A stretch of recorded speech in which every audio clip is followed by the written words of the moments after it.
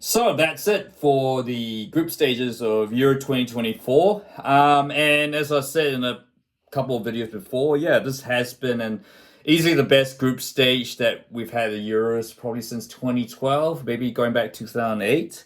Only three nil-nil draws. Two of them attributed to a certain worst ever group in European champion history. By the way, I've done a video on that, so do check it out. Because that's all. That's really, I really don't want to talk more about Group C.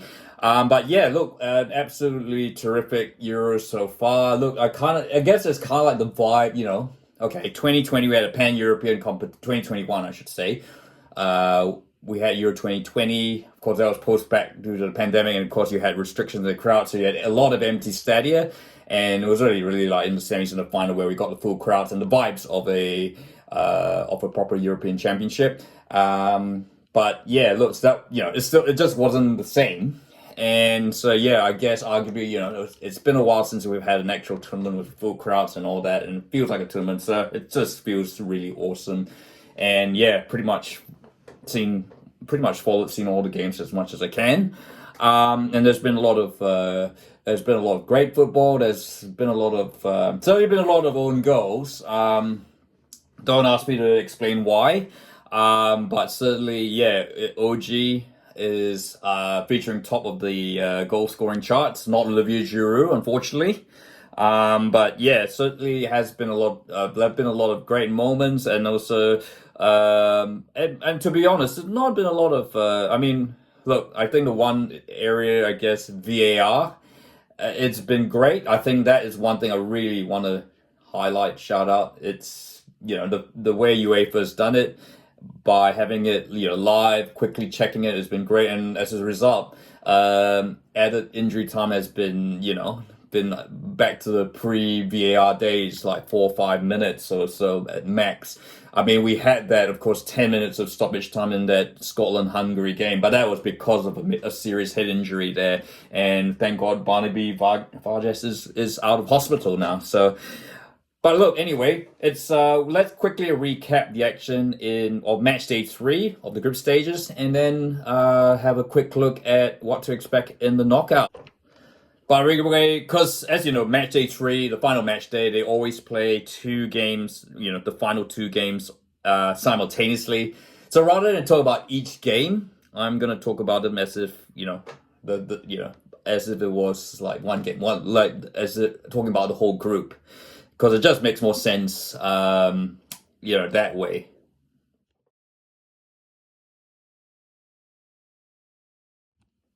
So I've already spoken about Scotland, Hungary. Well, look, to be honest, I think, and now putting, now the emotions put aside, all the excitement and all that, I don't. Scotland just did not deserve to go through to the next round. If they did, they would have been absolutely outclassed by whoever, and so probably was for the best that they decided they didn't make history this time around. Because look, I think.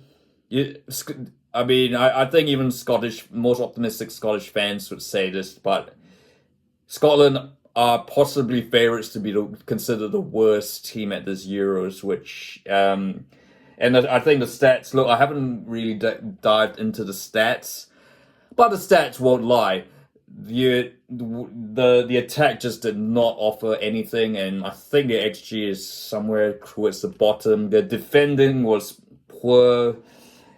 Even before Ryan Porteous got sent off, there was just it looked like a like a train that was about to fall off a cliff, that sort of thing. They really just did not offer much. I mean, Switzerland. Look, I get they got the draw against Switzerland, but arguably Switzerland had 2 goals disallowed by VAR, and in against Hungary. Look, Hungary deserved to win that game. They were technically superior, and they were slightly more.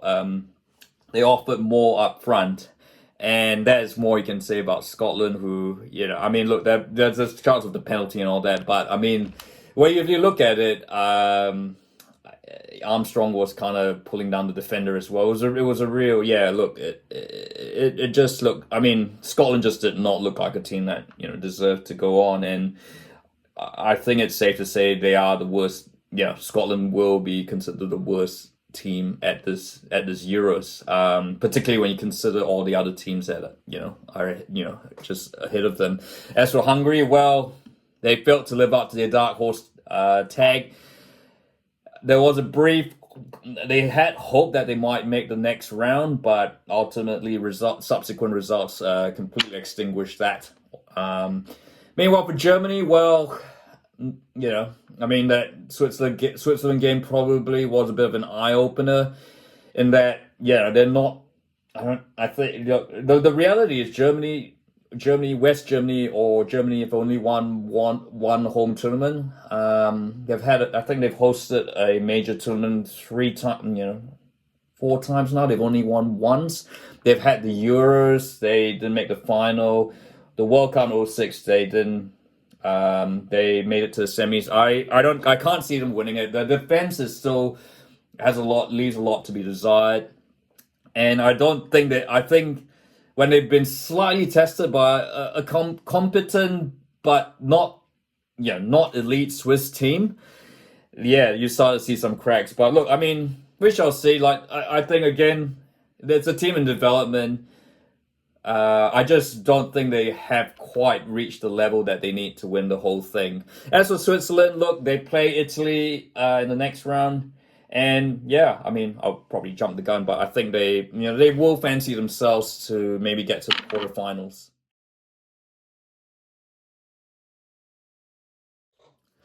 Yeah, Albania bar. Look, they were. They actually played really well in the second half against Spain. I thought Spain were a little bit lucky to come away with a 1-0 win. I mean, like they had really qualified. They weren't really put for the second round. They weren't really pushing, but Albania gave a really, really good account of themselves. Unlucky, I guess if they'd been put in a different group, I think they might very well have made it to the next round. As it is Spain and Italy who go through. Italy by virtue of a Zaccagni goal that is up there with one of the goals of the tournament. As for Croatia, well, does the road finally end here for Luka Modric and his late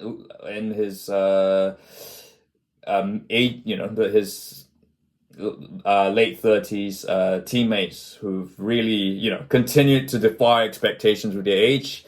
I think the road has got to end at some stage. So yeah, perhaps I mean Luka Modric is 38, which he's just like a couple months older than me. So I can't maybe the World Cup is a stretch, but who knows? I mean it might be inspired by Messi and Ronaldo, just seem to keep going, but it kind of feels like the end of the Croatia are about to hit a transition age, and yeah, I guess things do have to come to an end.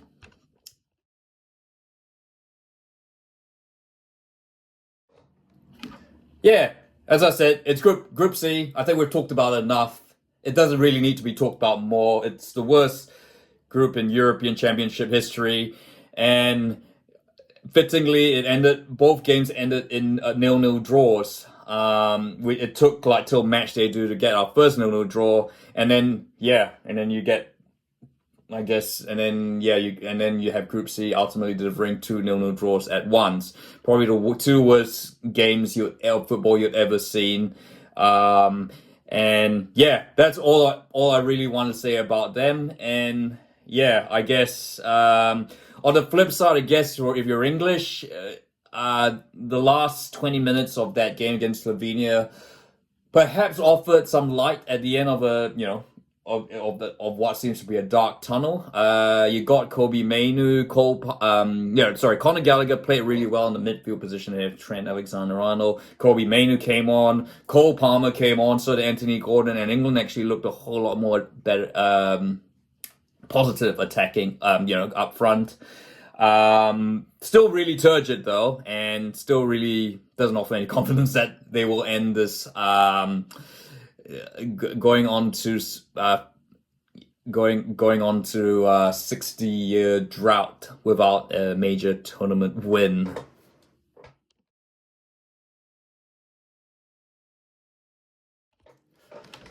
Yep, so Austria deservedly go through as group winners, and it just shows that they were really unlucky in that 1-0 defeat to France, who by contrast have just like they only have one goal that from one of their own outfield players all tournament. Of course, the goal against Austria was an own goal.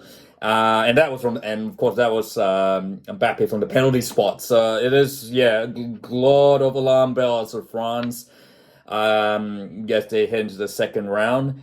And I guess same for the Dutch, who look, I think they look great attacking wise. They're going to score lots of goals, but a lot of question marks about defense and their mentality. But look, having said that, I mean, the Dutch have a lot of quality, so it is really hard to tell what they're going to do.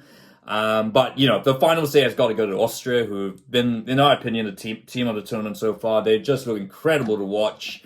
And yeah, look, they're finishing first. They've got means their route is up to their chances of getting as far as possible get better. So, and look, I guess we enter the knockout stages. Football is meant to get a bit more boring from this point on, but I feel that with Ralph Renning and this Austria team that have the ability to press, and also things could be different. I mean, defensive wise, there might still be a few question marks, but who knows? I guess, I guess having said that, that Austria knew that they were kind of through already, and they were just kind of playing a bit more of it. They were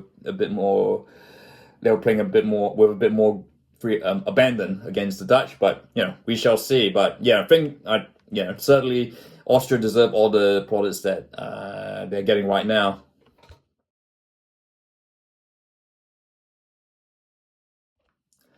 Yeah, so we got the outcome to Group E that we wanted. Every team finishing on the same number of points, with and unfortunately it's Ukraine who has to miss out. Ultimately, that 3-0 defeat in the first game against Romania ultimately killed their tournament.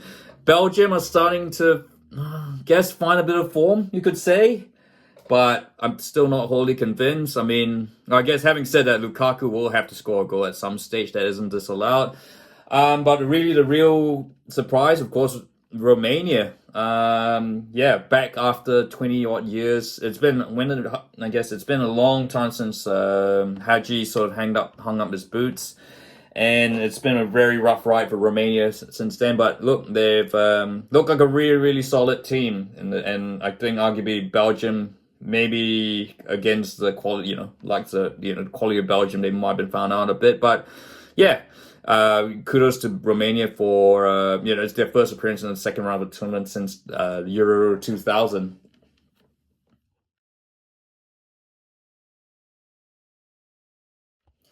And last and not least, Group F. Look, the ending of Group F turned out to be possibly the best out of all of them, to be honest. You had probably the result of the tournament, lowly Georgia beating Portugal. Look, I know Portugal were guaranteed to win the group.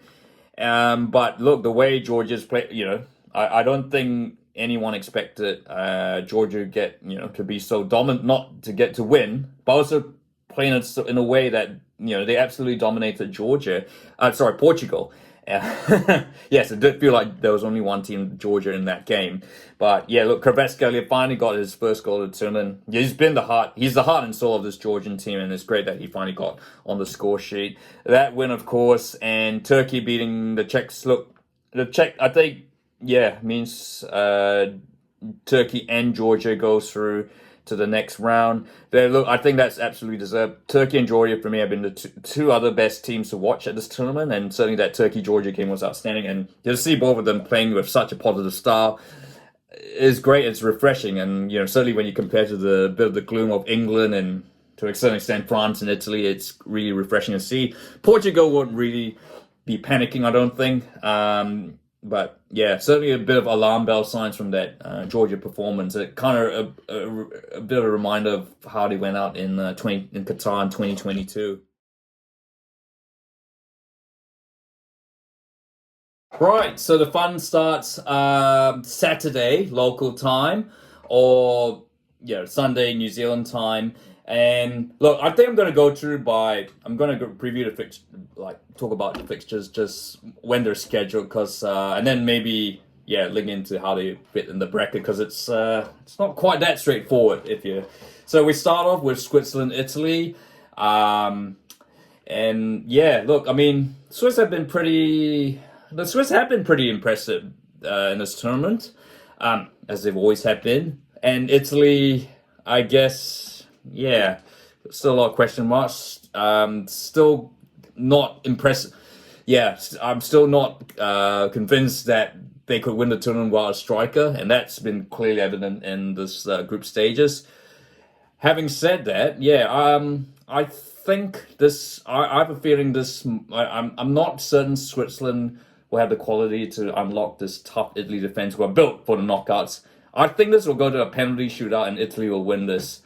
And then you go to the next one, Germany, Denmark. Look, I mean, here's a chance to talk about Denmark. Look, I think they're look, I think they're performing much better than we expected, and there have been a couple of players that have stood out.